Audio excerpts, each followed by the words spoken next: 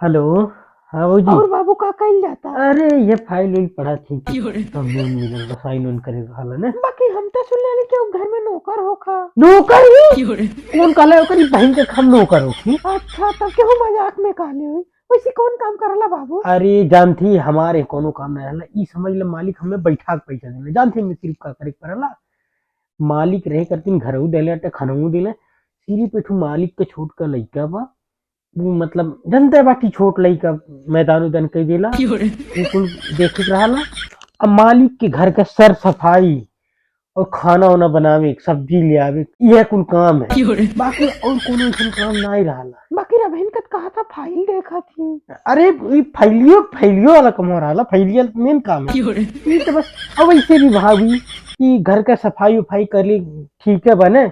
मान ले बिहान के बिया होई मेहरा रुक के जाने हमारे आई की ई कुल की ना, सेल्फ डिपेंड होल जरूरी है ना।